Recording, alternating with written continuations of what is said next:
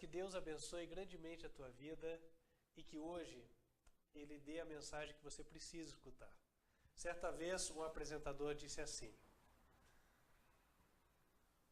existem verdades as quais nem todo mundo gosta.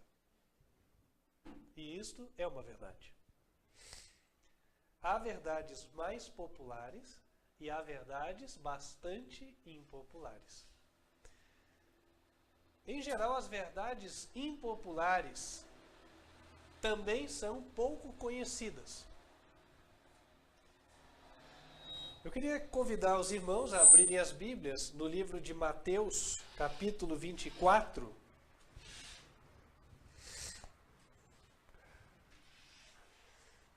No versículo 37. Ali o Senhor diz o seguinte: e como foi nos dias de Noé, assim será também a vinda do Filho do Homem, de Jesus Cristo.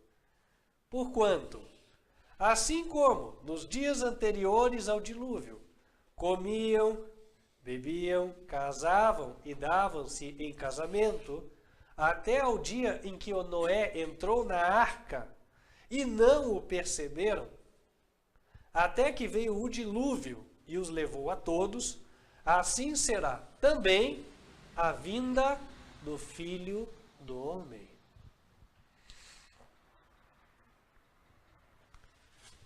Se nós queremos entender qual será o cenário da Terra, cenário político, econômico, social, vou falar de outras formas, né? O que é que o povo vai passar nos últimos dias? Basta nós voltarmos para a época do dilúvio, que aí nós vamos entender. E da mesma maneira, se nós quisermos entender onde está a verdade hoje, basta voltarmos para os dias do dilúvio. E se nós quisermos entender qual é o tratamento que o mundo vai dar à verdade hoje, também basta nós voltarmos aos dias do dilúvio. No livro de Gênesis, capítulo 2, no versículo 5, a Bíblia diz o seguinte. Aqui o relato, ele fala da situação da terra logo após a criação. Toda a planta do campo ainda não estava na terra e toda a erva do campo ainda não brotava, porque ainda o Senhor Deus não tinha feito chover sobre a terra e não havia homem para lavrar a terra. Um vapor, porém, subia da terra e regava toda a face da terra. Então nós verificamos aqui que não existia chuva naquela época. Há quem tenha feito estudos sobre o dilúvio e diz que Deus teria mudado o eixo da terra por ocasião do dilúvio, e aí feito com que, através desse desequilíbrio, a chuva fosse possível. Pode ser. Até porque a mudança do eixo, ela gera não só isso, mas também outros problemas, como alteração na temperatura, tal. E talvez seja por isso que hoje, nessa terra de pecado, nós temos lugares onde faz quase 100 graus negativos no inverno e temos lugares onde faz 50 graus positivos no verão. São situações extremas que não são os locais ideais para o ser humano habitar. Do princípio não era assim. Quando Deus criou os céus e a terra, tudo era muito bom, o Senhor disse. E não havia necessidade da chuva. A chuva foi algo que veio depois do pecado. Ocorre que, portanto, nunca havia chovido. E aí Deus dá a mensagem para Noé, dizendo o seguinte: Noé, vai haver chuva. E agora eu gostaria que vocês parassem um pouquinho e viajassem comigo até aquela época. Nunca choveu. As pessoas daquela época não eram os Homo sapiens, como se diz aí na evolução, né? Meio homem, meio macaco, um pouco burro. Nada a ver. Há evidência de que eles eram inteligentíssimos. Nós já fizemos outros estudos aqui, no canal estão postados estes estudos, que comprovam isso. Primeiro que o cérebro do homem era muito maior do que o nosso atualmente. O homem, ele era também muito maior, tinha próximo de 4 metros de altura. E não apenas o homem, a mulher também, que tinha pelo menos 3,5 metros de altura. Bem proporcionados, inteligentes, capazes.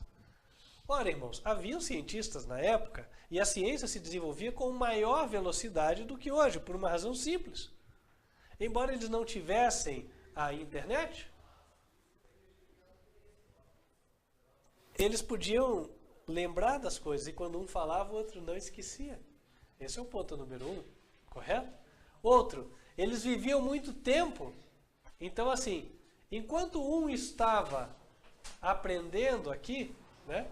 Ele estava aprendendo com outro que já tinha estudado durante 50, 80 anos. Seja bem-vindo, irmão.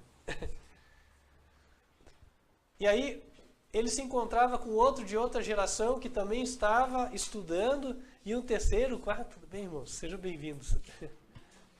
Um terceiro, um quarto, um quinto.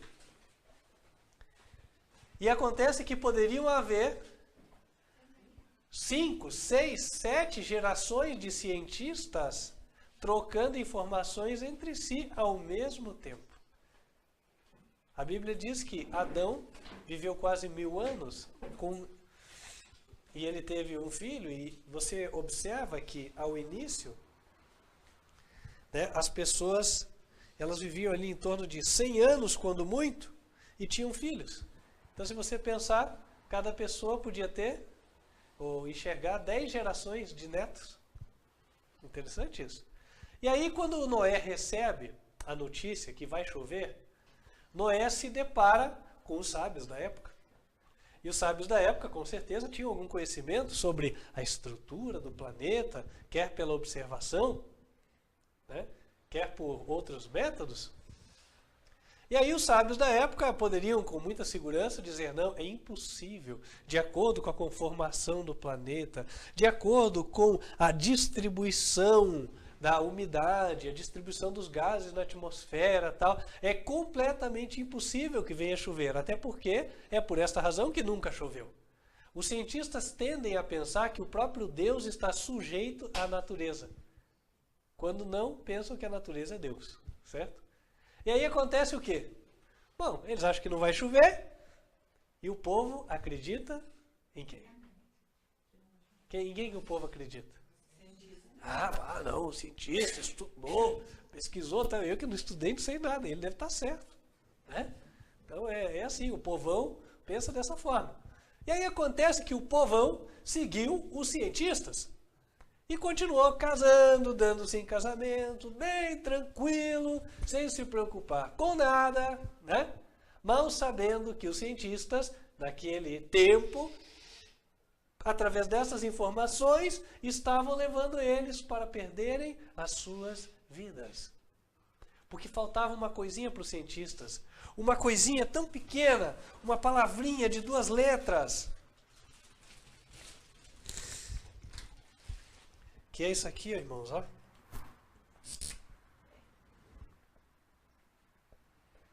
Fé. A Bíblia diz, sem fé é impossível agradar a Deus. Não é um pecado a pessoa se enveredar, ela querer estudar a ciência, né? Ela avançar no conhecimento científico. Não é um pecado.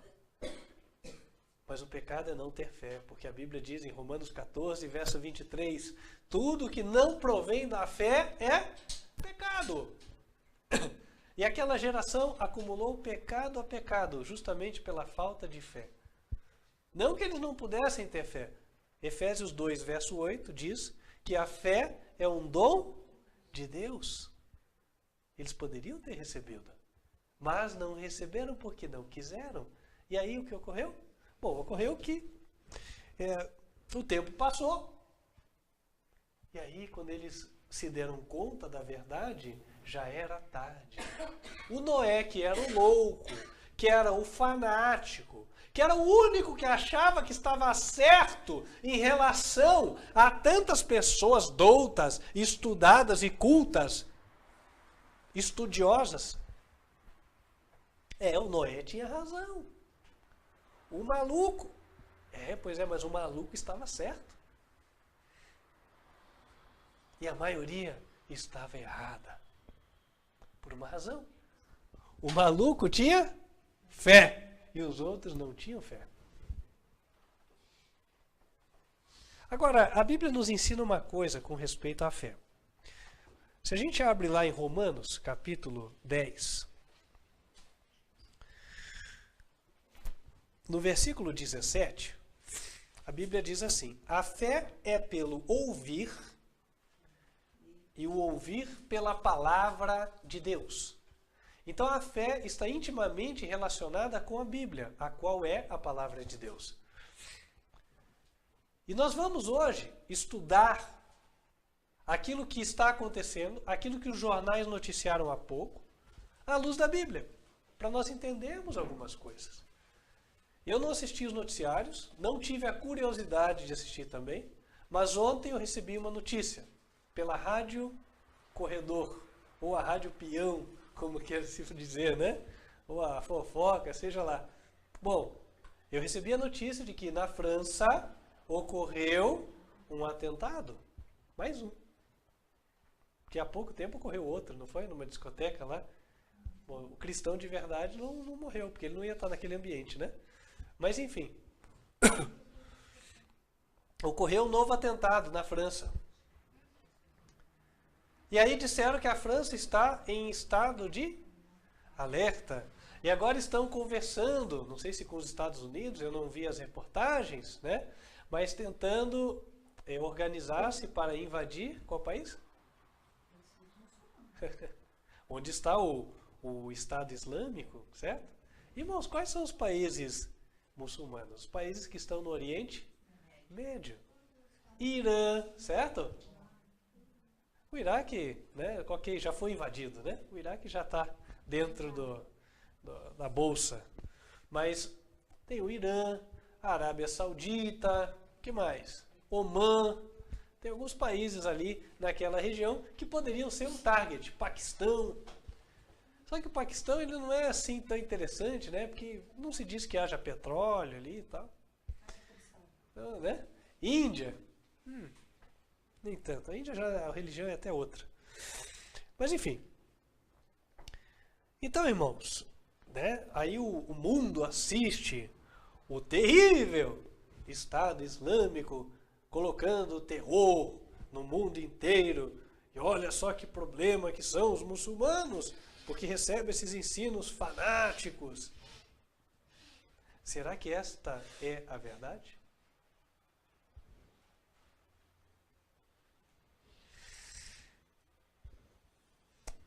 Queria convidá-los a abrirem em Apocalipse 18, versículo 24.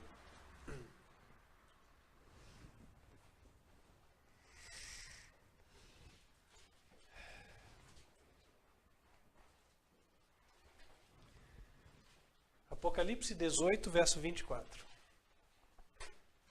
A palavra de Deus, a qual não erra, ela diz o seguinte: e nela se achou o sangue dos profetas e dos santos e de todos os que foram mortos na terra. Alguém é culpado de todas as mortes na terra no tempo do Apocalipse, no tempo do fim. O Apocalipse é o último livro da Bíblia. Quem é que duvida que nós estamos vivendo no tempo do Apocalipse? Acho que ninguém. Então, Deus diz, com os olhos que não erram, ele discerniu quem era o culpado. E ele declarou, nela se achou o sangue de todos os que foram mortos na terra. Portanto, o sangue dos que morreram no atentado terrorista na França, ele tem o culpado, segundo Deus. Não é o que o jornal diz, né, o que você escutou no noticiário. Eu nem escutei, então ninguém pode dizer que eu fui influenciado por A, B ou C. Ou então estou contra qualquer destes, tá? Mas a palavra de Deus diz isso aqui. Como eu disse no princípio, algumas verdades não são populares, as pessoas não gostam de escutar, mas elas são verdades. Quem é ela, que nela se achou o sangue de todos os mortos? Apocalipse 18 ainda, versículos 1 e 2. E depois destas coisas, vi descer do céu outro anjo, que tinha grande poder, e a terra foi iluminada com a sua glória. E clamou fortemente, com grande voz, dizendo: Caiu a grande Babilônia, e se tornou morada de demônios, e abrigo de todo espírito imundo, e refúgio de toda ave imunda e aborrecível, porque todas as nações beberam do vinho da ira da sua prostituição. E os reis da terra se prostituíram com ela, e os mercadores da terra se enriqueceram com a abundância de suas delícias.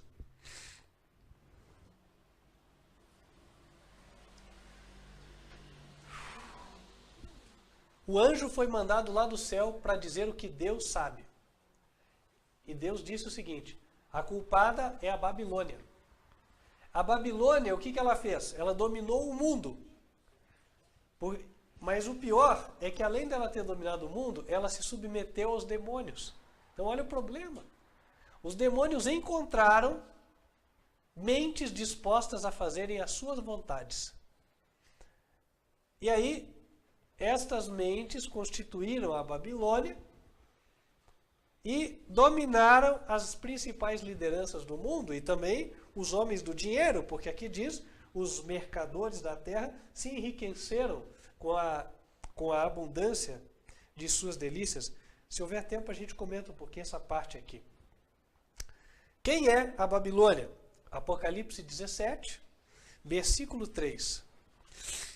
E levou-me em espírito a um deserto, e vi uma mulher assentada sobre uma besta de cor escarlate, que estava cheia de nomes de blasfêmia, e tinha 7 cabeças e 10 chifres.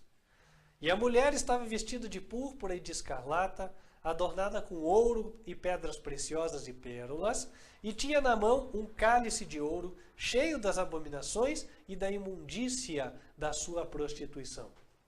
E na sua testa estava escrito o nome: Mistério, a grande Babilônia, a mãe das prostituições e abominações da terra. E vi que a mulher estava embriagada do sangue dos santos e do sangue das testemunhas de Jesus. O que é mulher na Bíblia? Efésios 5, versos 24 e 25, verso 30. Maridos, amai vossa mulher como Cristo amou a igreja. Olha, eu não estou muito preocupado, na verdade, nada preocupado com alguém achar que isso aqui não tem nada a ver, tá? Porque a única base que nós vamos usar para provar qualquer coisa aqui é a palavra de Deus.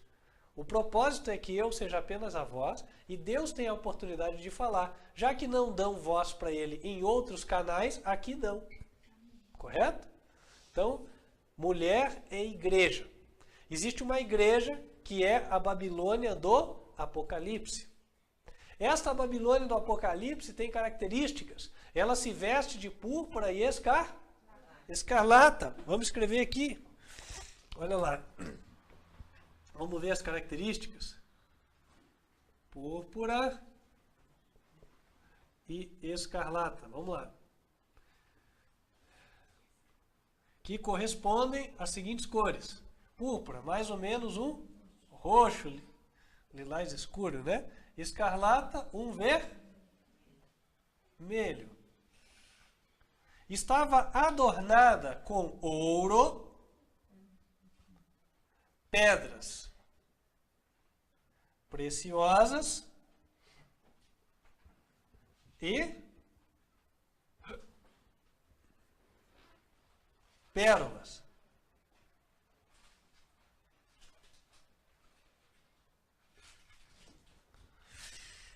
Irmãos, qual é a igreja que se adorna dessa forma? Os sacerdotes têm as indumentárias, as vestimentas, as vestes, né? Dessas cores também, com vermelho e com roxo, claro que mesclado com o branco.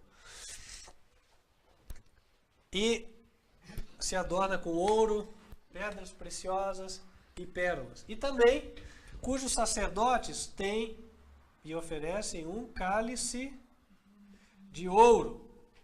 É interessante, né? Porque Jesus não veio buscar o ouro dessa terra, mas essa igreja, ela procura se encher o máximo que ela pode do ouro desta terra. E nisso ela trai o seu caráter e se revela. Certo? Então, quando você vai lá no culto, né? Aquilo que eles chamam de culto, que é chamado de sacrifício da missa, não é assim? O sacerdote, o que ele faz? Ergue aquele cálice assim de ouro, não é verdade? Então, meus queridos irmãos, está aqui, ó, Deus já enquadrou direitinho essa igreja, não tem como escapar, é uma igreja só. E para não ficar sombra de dúvida, aqui diz que ela estava embriagada de sangue. Ontem eu estava vendo assim um trechinho, alguém gravou de vídeo, né? Um sacerdote vestido assim com as indumentárias, aquela veste que eles usam, o sante não, sangue.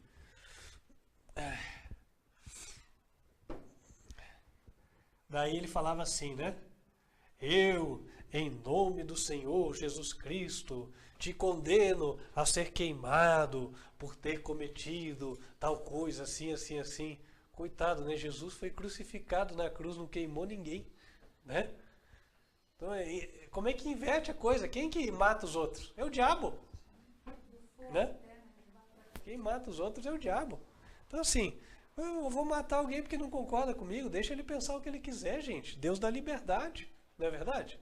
Deus dá liberdade. Inclusive, se eu estou falando é porque tem liberdade de imprensa, né? Agora, o pessoal acha que o certo vai na Globo, o cara prega, desculpe o termo, mas prega o espiritismo, prega o catolicismo e tal, e prega o homossexualismo, certo? E tudo isso está dentro da liberdade de expressão.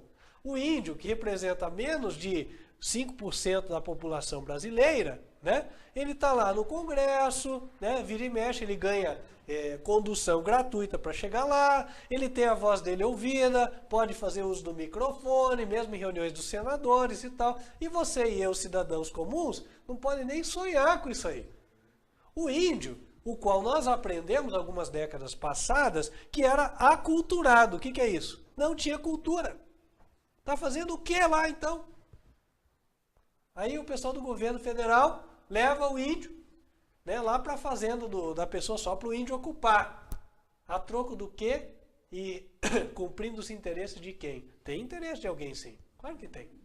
Porque naquelas terras tem pedras preciosas. E quem é que gosta de pedras preciosas? Essa história de catequizar os índios, irmãos, você tem que ficar atento. Quem que gosta de poder? Qual a igreja que está sempre buscando ter o poder? Jesus disse, o meu reino não é deste mundo. O meu reino não é deste mundo. Então você vê a igreja buscando posições, né? Eu quero fazer parte do governo. Eu quero que o fulano de tal, que participa dessa igreja, tenha um cargo político, né? Seja eleito e tal. Meus queridos irmãos, isso está contrário àquilo que Jesus pregou, àquilo que ele veio fazer. Certo? Eles estão na contramão do cristianismo. Mas voltando aqui. Então a Babilônia, ela está bem explicada, né? É essa igreja que tem todas essas características aqui, muito bem conhecida de todos nós. Deus diz em Apocalipse 18, versículo 14, que a culpa de se derramar o sangue de todos que foram mortos é dela. É ela que está matando. Então vamos voltar para a questão da França. O Estado Islâmico matou e tal. Sabe, meus queridos irmãos, quem tem um pouco de conhecimento da política mundial e da condição real destes países do Oriente Médio, logo chega à conclusão de que não há como essas coisas acontecerem. Primeiro porque em termos de força, tá? Os países europeus e os Estados Unidos, não há o que se comparar eles com estes países do Oriente Médio. Tudo bem que eles têm petróleo, mas, irmãos, eles compram armamentos do Brasil. Aí eles vão competir com o avião Stealth dos Estados Unidos, que nem o radar pega. Para com isso. Lembra a guerra do Iraque? O que foi? Um massacre. Um massacre, literalmente. Né? Meus queridos irmãos, claro que eles não têm condições de competir. Você acha que um dono, um representante de um país desse, seja um sheik, qualquer coisa, ele é doido o suficiente para ir criar encrenca e briga com quem é mais forte que ele? Quem faria isso? A troco do quê? Né? Irmãos, aí você vai lá ver a realidade desses países. O povo padece, é paupérrimo. Em alguns casos chega a ser mais pobre do que na África. O povo. É uma pobreza extrema. Tem lá o sheik, que é rico, tal, algumas famílias favorecidas, tal, mas o resto, irmãos, é uma pobreza extrema. Ah, mas Dubai, irmãos, Dubai é o cartão de visita. Entendeu? Agora, não quer dizer que o país inteiro seja Dubai. Dubai é diferente, é uma zona franca, né? O sheik tem todo um interesse de transformar ela num polo turístico, etc. e tal. Então, meus queridos irmãos, sabe, infelizmente os muçulmanos, eles acabam levando a culpa de coisas que não foram eles quem fizeram. A Bíblia diz que quem fez foram outros. Existe um braço da igreja católica, apostólica, romana, criado por um homem chamado Inácio de Loyola, com base em umas alucinações que ele teve quando disse que estava num claustro. O que é um claustro? Quando ele ficou lá preso, sem ver ninguém. Gente, quem fica um tempão sem ver ninguém pensa coisa boa? Né? Aí, com base naquilo, ele escreveu algumas coisas e tal, deu origem à ordem dos jesuítas, os quais, quando aparecem diante do público, é de chinelinho de dedo, aquela roupinha marronzinha, aquela cara de pobrezinho, assim, humildezinho, coitado, né? Só que assim, eles não representam o que esta ordem é, na verdade. O juramento que um sacerdote jesuíta faz é assim: vou matar os hereges, né? É um juramento de sangue, e vou fazer com que todos, que todo mundo se converta em católico. E eu vou considerar que os fins justificam os meios, eles dizem. Irmãos, eles estão dispostos até a serem mártires pelo Papa. Este foi o exército criado justamente para combater a reforma de Lutero. Porque na época de Lutero, os cristãos tinham coragem de serem mártires. Então, a ordem jesuíta é fruto da contra-reforma, que serve como apoio do chamado Concílio de Trento. Quem conhece a história sabe do que eu estou falando. O Concílio de Trento foi um concílio que eles fizeram na Igreja Católica para tentar conter o avanço da reforma. Só que o avanço da reforma não era com base nas armas, era com base no esclarecimento do povo. Né? Abria a Bíblia, deixava o povo ler e pensar. Agora, o Concílio de Trento determinou o uso de outras coisas, da autoridade. E o uso da autoridade, claro, leva ao uso da força. Então, a história não mudou. O Papa continua voltando a querer ser, ou continua querendo voltar a ser, o dono do mundo. Agora, quem que está instigando ele a fazer isso? É o demônio. Porque aqui a Bíblia fala em Apocalipse 18, no versículo 2, que a Babilônia se tornou morada de demônios. Você quer saber onde que Satanás está montando seu quartel-general de operações? Aqui na superfície? Porque embaixo ele está lá no Triângulo das Bermudas, mas aqui em cima ele vai lá no Vaticano, é lá em Roma. A turma vai lá visitar, bate foto, fica contente de ir, mal sabendo que está indo na boca do lobo, lá, no ninho da cobra. Né? Irmãos, não estou falando isso para ofender você. Se você é católico, tá? Não estou falando aqui por ódio da igreja, não tem nada a ver. Eu estou contando a verdade, entendeu? Eu quero que você seja uma pessoa imparcial, equilibrada, para você ponderar os fatos. Aquilo que eu estou falando, vá buscar, certo? Busque informações. Hoje nós estamos na era do conhecimento e da informação. Está disponível.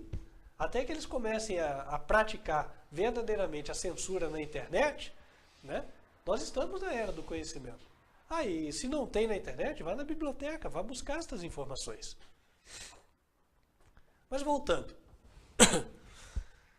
Então, esses jesuítas são usados para cumprirem os propósitos do Vaticano.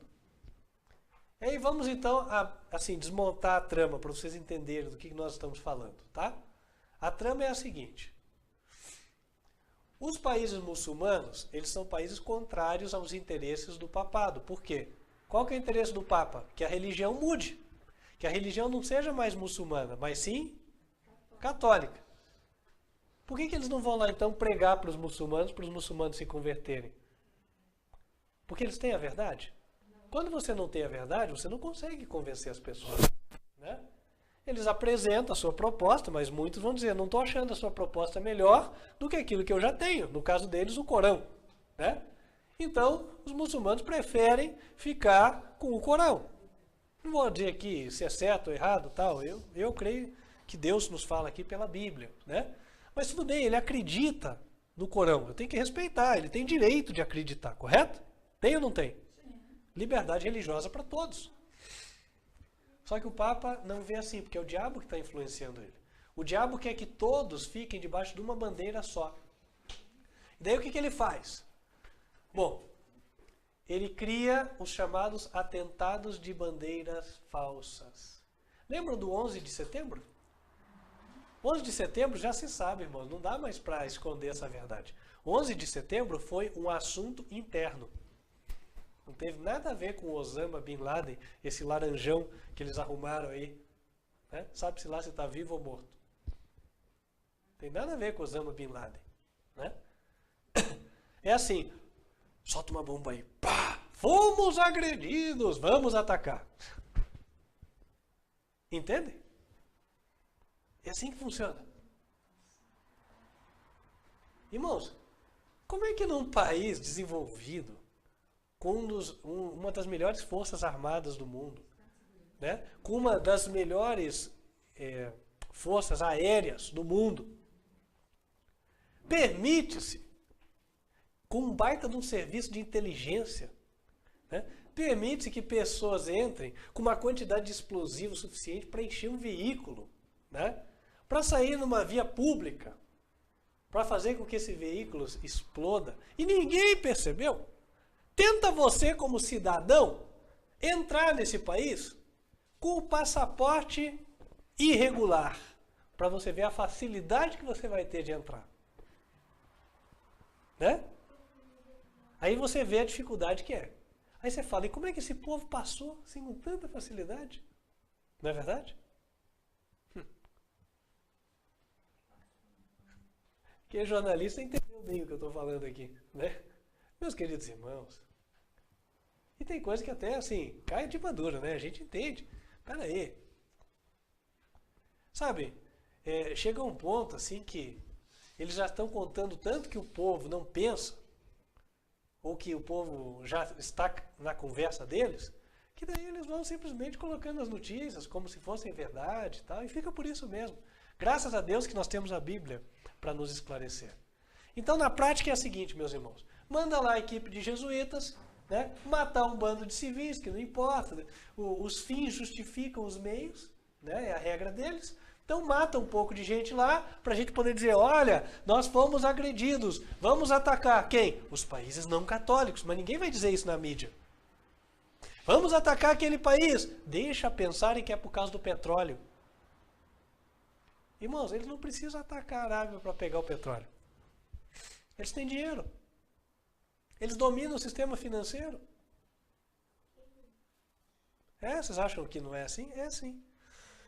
Outro dia eu estava lendo uma cartilha sobre o Banco Central do Brasil. Irmãos, vocês pasmam de ver. Por quê? O Banco Central do Brasil foi criado com o propósito de cumprir com várias funções monetárias exigíveis, né, do Tesouro Nacional. Vou colocar em outras palavras, né? O governo tem que ter também como administrar o seu dinheiro, não é verdade? Então, como ele precisa ter a sua poupancinha, ele não tem o seu porquinho em casa, que tinha que ser um porquinho muito grande para caber muitas notinhas e muitas moedas. Então, o que, que ele faz? Ele criou um banco chamado Banco Central. Né? Bom, e nesse Banco Central, aí eles fazem uma lei, dizendo uma regrinha. A regrinha é a seguinte. Bom, podem existir outros bancos aqui no Brasil? Claro que podem. Só que todos os bancos só podem existir se o Banco Central deixar. E o Banco Central que vai dizer a regrinha, como é que os bancos têm que andar. E tem mais uma, todas as operações que os outros bancos fizerem, o Banco Central tem que ver. Até aí, né? Não, tudo bem. Só que daí começam outras coisas, por exemplo. O governo está precisando de dinheiro. O governo brasileiro. Agora vai fechar com 170 bilhões negativos, segundo a meta que eles estão colocando aí, né? Então, como é que o governo arrecada? É o seguinte, eu vou fazer um negocinho aqui, ó, um papel, e eu vou dizer que esse papel é a confissão de que eu estou devendo, né? E esses papeizinhos, eles têm um nome, chamados assim, LTN, por exemplo, né? O que é LTN? Letra do Tesouro Nacional. Aí, eles colocam um site lá, nacional. Aí eles põem um site na internet, onde eles fazem assim, eles dizem assim, Tesouro Direto, ó, você cidadão que tem interesse em comprar um título da dívida do Brasil, você entra lá, a partir de milão, né, R$1.000 você investe. E o governo, a cada ano, ele te paga, além da Selic, um juro lá, por exemplo. É uma das regras. Ou pode haver outras regras. Mas um exemplo é a Selic mais 6% ao ano. Tá melhor que a poupança, vou comprar. Baita do investimento. Daí quando você vai comprar, você entra no site e ele diz assim, qual é a instituição financeira? Uai, instituição financeira? Como assim? Você quer comprar o título do governo? Mas você, cidadão, não pode não.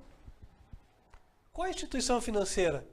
Não estou falando do Banco Central. Teoricamente seria o banco do governo, né? Então você ia no Banco Central e comprava. Ninguém compra nada no Banco Central. Aí funciona o seguinte, o Banco Bradesco, o Banco Itaú, né? Os outros bancos. Quando o governo fala disso aqui, eles vão lá, ele fala, por exemplo, vou fazer um leilão disso aqui, né? Tantas letras do Tesouro ou outro título lá. Os bancos se cadastram. E cada um faz a sua oferta para o governo. Só que, pensa você que o banco oferece o preço que o governo quer?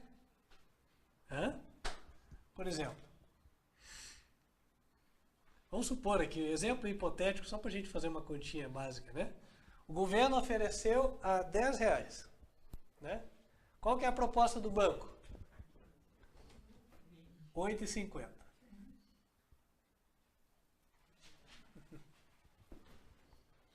Por quê? Porque quando eu, cidadão, for comprar a 10, lá no site vai perguntar instituição financeira. Eu tenho que comprar e pagar. Para quem que eu vou pagar? Para quem comprou, mais barato. Alguém ganhou. Então eu vou investir o meu dinheiro em ações. Tá bom. Só que as ações hoje em dia não é que nem antigamente. Você batia na porta do dono lá da fábrica, conversava, tal. Não, legal, acho que você vai ser meu sócio, vai me ajudar. Você injeta tantos R$1.000 na minha empresa, certo? Você vai fazer. Não é assim mais. Hoje em dia, existem as ações que são chamadas ações escriturais. O que é ação escritural? Escritural vem de escrever. Por isso que chama escritural. Eu vou escrever embaixo, escrever. Viu como é que parece? Então é o seguinte, antigamente, abria-se uma empresa, uma sociedade anônima, né? Aí, cada acionista, ele tinha uns documentinhos que eram chamados certificados de depósito. Aí depois mudou. Agora é o seguinte, o banco, ele pode pegar esses certificados de depósito, e aí você vai lá, como se fosse abrir uma conta corrente, você abre uma conta de ações, né? Você dá lá o dinheiro para o banco, tal, ele que administra, e ele vai te representar lá na empresa, ele que toma as decisões. Aí olha que interessante, então o banco começou agora a se aproximar das empresas, correto? Opa, então vou me colocar no lugar do banqueiro. Vamos supor que nós viramos banqueiros aqui, né? Opa, que legal. Então agora eu tenho dinheiro de um monte de gente aqui, né? E eu tenho que pagar para eles o jurinho da poupança, o jurinho da aplicação financeira, que é o quê? 1% ao mês, 2% e tal. Só que surgiu uma oportunidade. Houve a crise de 2008, a Aracruz teve as suas ações desvalorizadas em 90%. Essa empresa não vale só isso aqui. Claro que ela está muito barata. Vou pegar o dinheiro do Wilson, do Cândido, de todo mundo que depositou aqui, vou comprar essas ações. E depois que ela sobe, vou vender e esse dinheiro eu vou incorporar, vai ser o meu lucro. Ou eu posso comprar e ficar dono. Entende? Irmãos, eu estou contando aqui, estou tentando ser o mais simples possível, mas essa é uma forma pela qual alguém sai comprando várias empresas aí. Entendeu? Acaba virando dono.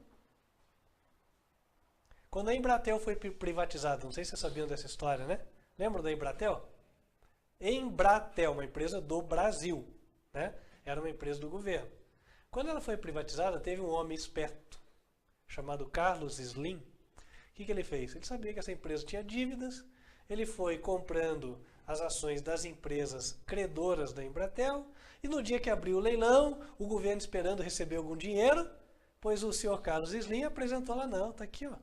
Segundo os estatutos e as leis, eu que tenho direito e tal, ele levou. Precinho de banana. Então, meus queridos irmãos, tem uma classe de pessoas na Terra que é favorecida, a classe dos banqueiros. E eu não falei para vocês ainda de como é que eles fazem dinheiro em cima do nada. Porque, por exemplo, hoje em dia, quando você faz um empréstimo, né, para comprar o carro, 40 mil reais, você sai com 40 ou 400 notas de 100 reais do banco, é assim que você faz? O que acontece? Um cheque empresarial, ou faz uma TED, direto, transferência eletrônica, TUC. Não circulou dinheiro. Certo? Isso permite que ocorra uma coisa. Que o dinheiro, na verdade, não vale nada. O dinheiro é o seguinte.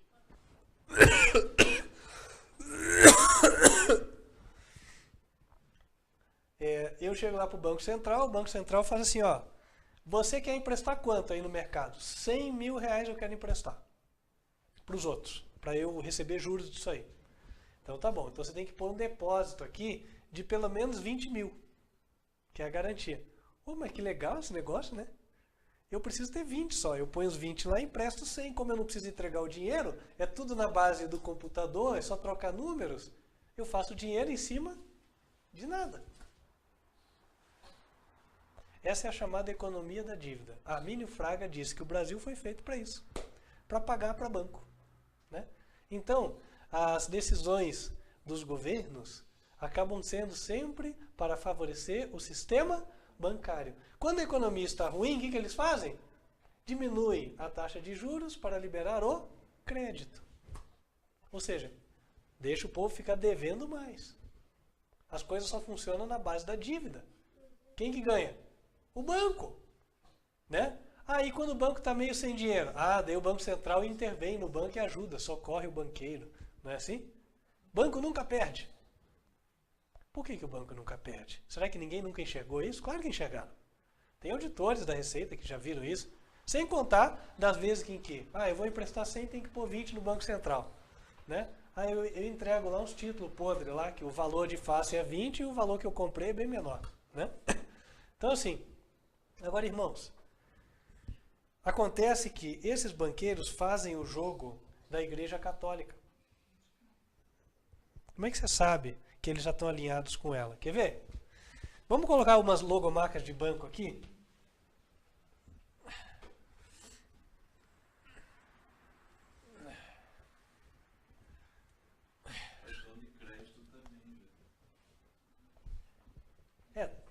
Existem instituições financeiras que também ganham, né? De outras formas, mas ganham.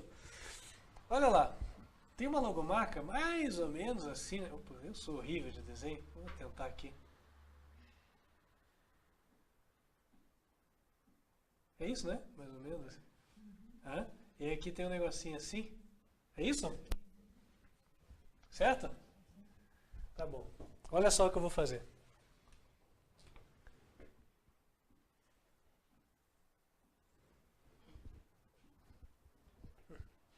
O que é isso? Triângulo. Se eu estivesse numa igreja, eu tirava só a parte azul. Aí eu escreveria Pai, Filho e Espírito Santo. Irmãos, faz sentido? Deus está satisfeito com o que o sistema bancário faz? Paga para você 1% de juros e quando você empresta te cobra 10% no limite do cartão? Ou da conta? A Bíblia diz que Deus é contra a usura, certo? Usura é você emprestar a taxa de juros absurdas. Agora eu vou fazer aqui o símbolo de um outro banco.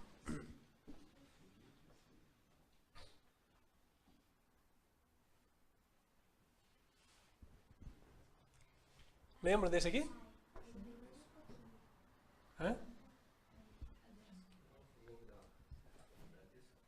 Ok. Vou desenhar em azul.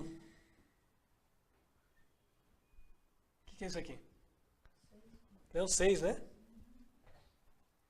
Lembra o 6? Assim. Mas era esse o símbolo antes? Não. Irmãos, várias empresas estão se alinhando, mostrando que elas já estão dentro do, desculpe o termo, do esquema. Né?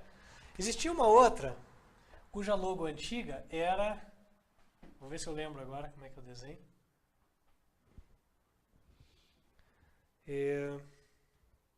Assim. Agora ela é assim, mais ou menos. Boticário. Com o voo B. Ele ficou perto do 6. Irmãos. O Visa, que é números romanos. Sim, aí tem, né? O Visa, bem lembrado e tal. Eu estou citando aqui somente alguns exemplos, né? Mas poderíamos citar vários outros. Né? E você sempre vai ver esses símbolos que eles têm relação com aquilo que a Igreja Católica prega ou que a Bíblia a denuncia. Né? 666 é o símbolo papal, a Bíblia diz. Né? E aqui o símbolo do triângulo fazendo menção à Trindade. Né? É interessante, essa semana nós estávamos dando uma olhada em alguns símbolos. Aí até comentei com os irmãos, né, a triquetra. Eu nem sei se eu saberia desenhar ela, eu acho que é mais ou menos assim, assim. Assim, mais ou menos, né? Triquetra. Aí a triquetra, eles comentam o seguinte, ó, a triquetra é símbolo, olha só, definição do dicionário, hein? É um símbolo cristão, da bruxaria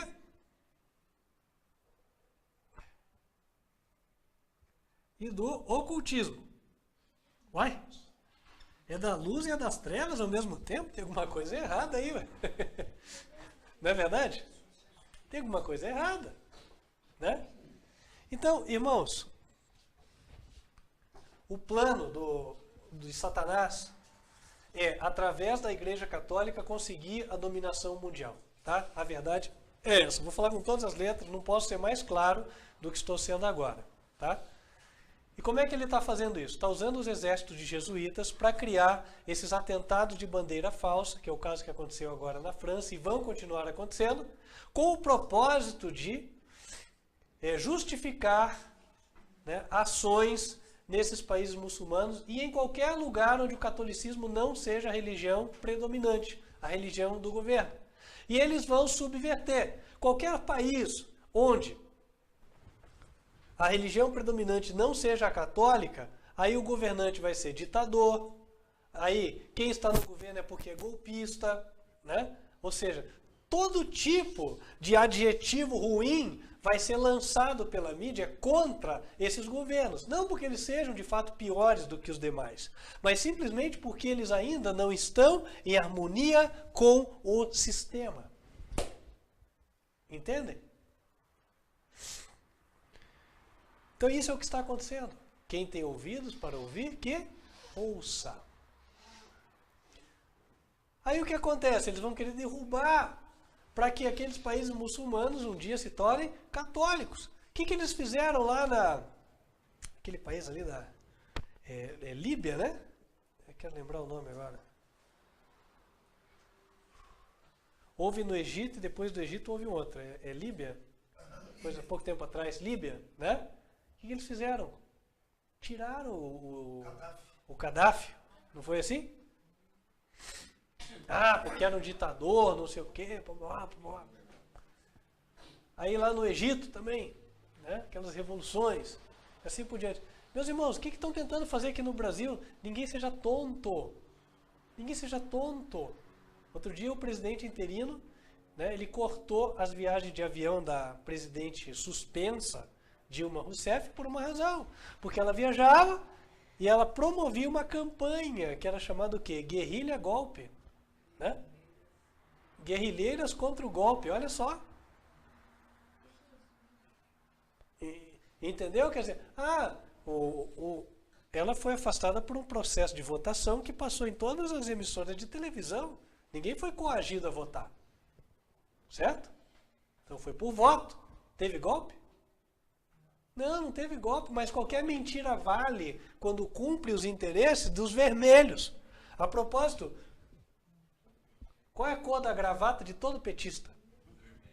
Vermelha. Por quê? Porque serve aos interesses da igreja que se veste de vermelho também. Não seja tonto. E os sindicalistas alinhados com a CUT. Tem muito sindicalista aí achando que está trabalhando pelo bem-estar do trabalhador, mas ele está sendo usado como massa de manobra. Só isso. Então, meus queridos irmãos, a gente tem que abrir os olhos. E estes são sinais do tempo do fim. Voltando à palavra. Em Apocalipse 18, o anjo veio do céu. Para não deixar dúvida. Porque se falasse aqui que era um homem dizendo, alguém ia questionar. Mas aqui diz que é um anjo. Verso 1. Vi descer do céu outro anjo que tinha grande poder e a terra foi iluminada com a sua glória. Quando fala que a terra foi iluminada, significa que a terra estava em trevas. Trevas é o seguinte, engano. O povo estava enganado. O povo, quando o Papa passava, fazia fila, pagava para estar lá pertinho, para ficar pertinho do Papa, e as mãos do Papa passarem perto dele, para ele pronunciar uma bênção, achando que eles estavam mais próximos de Deus do que eles podiam estar. Quando, na verdade, eles estavam quase beijando o próprio inimigo. Porque, infelizmente, meus queridos irmãos, o Papa serve a Satanás. O Papa não serve a Deus. E as igrejas que estão se unindo ao papado no ecumenismo, elas estão se unindo a serviço de Satanás também. Né? E somente aqueles que derem as costas a isso tudo. Aqueles que buscarem obedecer só o que está na palavra. Aqueles que obedecerem os 10 mandamentos de Deus, estes são os Noés dos últimos dias. A mensagem de Noé está soando agora, falando o seguinte, meus queridos irmãos, o dilúvio da destruição virá sobre o mundo e a culpa será da Igreja Católica Apostólica Romana.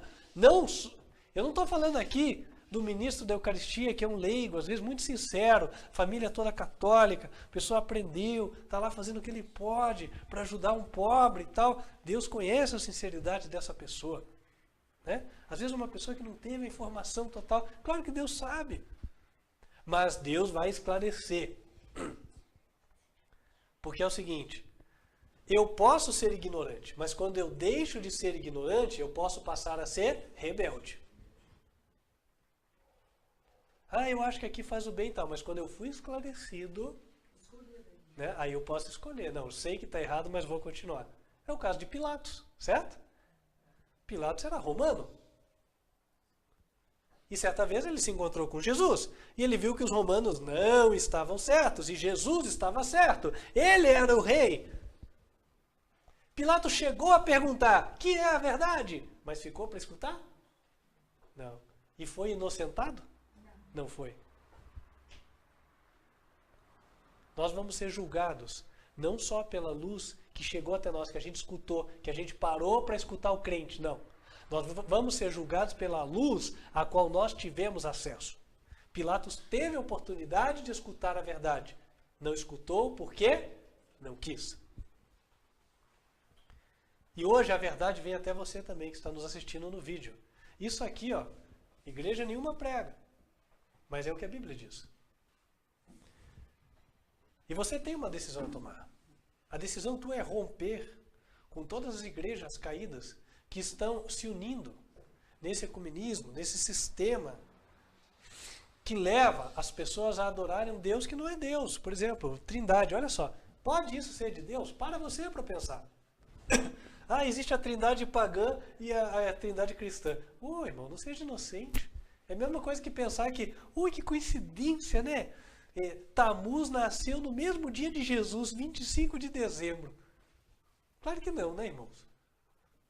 Segundo a Bíblia, Jesus teria nascido por volta de outubro, não foi em dezembro. Quem estuda sabe, né? Só que daí ficou convencionado. Não, mas se foi convencionado, Deus aceitou a convenção? A pergunta é essa. Aqui na Bíblia ele não disse isso. Em nenhum lugar da Bíblia, do Gênesis ao Apocalipse, está escrito que Deus aceitaria as decisões dos concílios dos homens, ou as decisões do magistério da igreja. Aí eu estou falando para quem entende essa palavra.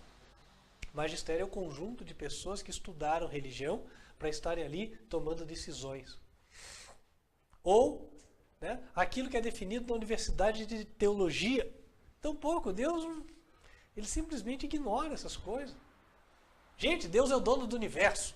Vai se curvar para o homem que é menos que nada. Para com isso. Então, irmãos, nós temos uma oportunidade. Deus, na sua grande misericórdia, Ele deu a nós a chance da salvação por meio do sacrifício de Jesus e da obediência total à palavra. Ninguém vai ser desculpado por se desviar do caminho da salvação. Se alguém se perder, a culpa será dele só. E tal como nos dias de Noé, para encerrar, assim também está sendo hoje. A mensagem de Noé anunciava algo que ninguém acreditava, que era contrário ao que a ciência dizia, era contrário ao que os jornais falavam que seria possível, mas era a verdade. A mensagem de Noé condenava o mundo, ao passo que os demais pregadores de religião da época elogiavam o mundo. Mas a mensagem de Noé permaneceu em pé. Ah, mas a mensagem de Noé parecia que nunca ia se cumprir, porque não havia nenhuma evidência de que um dilúvio cairia sobre a terra. Pois é, mas no dia certo, as gotinhas começaram a cair. Assim também será nos dias do Filho do Homem. Você acha que isso aqui tudo é uma mentira? Você acha que isso aqui veio da cabeça de um pouco de pessoas fanáticas? Você já escutou quem dissesse isso? Pois eu vou dizer, são os mentirosos. E um dia, você vai se lembrar de que aqui você escutou a verdade. Amém. A questão será, o que você fez com ela? Você a colocou no seu coração? Ou você a ignorou? A Bíblia, em Apocalipse 14, versículo 12, nos dá o norte. O povo de Deus seguirá nesta linha. Aqui está a paciência dos santos. Aqui estão os que guardam os mandamentos de Deus e a fé de Jesus. Deus é um só, há um só Deus, o Pai. Primeiro mandamento, não terás outros deuses diante de mim. Não é nós, é mim. 1 Coríntios 8, 6. Dia de repouso, sábado, não é domingo. É o quarto mandamento, Êxodo 20, versos 8 a 11. Tanto na Bíblia Católica quanto na Evangélica. E todos os demais mandamentos. Meus queridos irmãos, só é possível obedecê-los por meio da fé em Jesus. Em meio a esse mundo corrupto, Jesus está estendendo as mãos para cada um de nós e falando: meu filho, se apodere da minha força, porque comigo você vai vencer. Vencerão os que estiverem com Jesus, os que foram chamados por Ele, os que aceitaram o chamado, tornando-se eleitos e foram fiéis até o final. Quem quer dizer ao Senhor hoje: Senhor, eu recebo o teu chamado, quero andar contigo. Amém. Que assim seja, em nome do Senhor Jesus. Vamos nos colocar de joelhos e falar com Deus.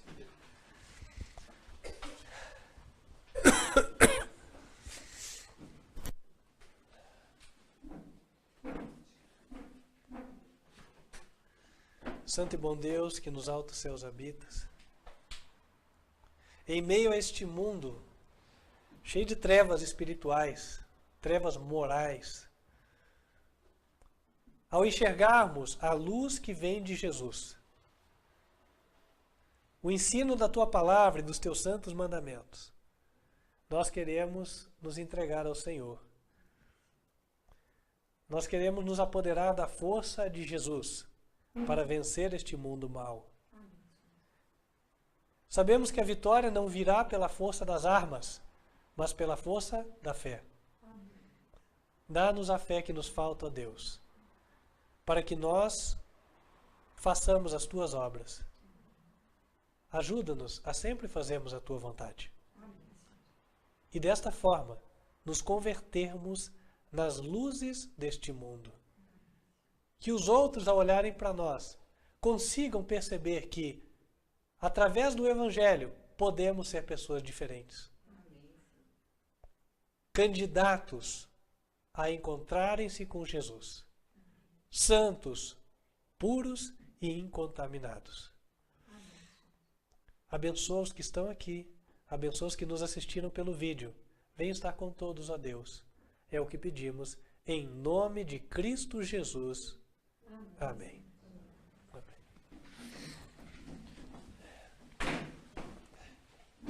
Querido irmão e irmã que nos assiste, estou muito feliz de ter podido compartilhar com você esta mensagem. Sei que para alguns de vocês pode ter sido bastante forte, bastante impactante, mas tudo tem uma razão. As verdades mais impactantes são aquelas que provocam as maiores mudanças nas vidas dos sinceros. O provérbio diz: repreende o sábio e ganharás um amigo. Se você é sábio, tenho certeza que um dia iremos de nos abraçar. E se você foi tocado por Deus de que este é o ministério, esta é a igreja verdadeira, que prega a verdade para os últimos dias, e deseja fazer parte, deseja estudar mais a Bíblia, se preparar para o batismo, entre em contato conosco. Vai ser uma alegria podermos te ajudar e te guiar nesta caminhada dentro do que Deus nos auxiliar. Eu vou te dar nossos dados de contato, por enquanto é por e-mail. O nosso e-mail é contato@advertenciafinal.com.br. E você também pode continuar nos assistindo nas transmissões que fazemos ao vivo. Transmitimos sábados em 2 horários, 15 para as 10 da manhã, Escolinha das Crianças, 15 para as 11, Mensagem do Culto. E nas terças-feiras, a partir de 8 horas da noite, temos a Mensagem do Culto também. Você nos assiste pelo canal youtube.com/TV Advertência Final. Feche os teus olhos, vamos invocar as bênçãos do Senhor sobre a tua vida antes de encerrarmos esta transmissão. Que o Senhor te abençoe e te guarde. Que o Senhor faça resplandecer o seu rosto sobre ti e de ti tenha misericórdia. Que o Senhor levante sobre ti o seu rosto e te dê a paz. Amém. Deus te abençoe e espero que possamos estar juntos na próxima oportunidade, ainda que virtualmente. Até lá.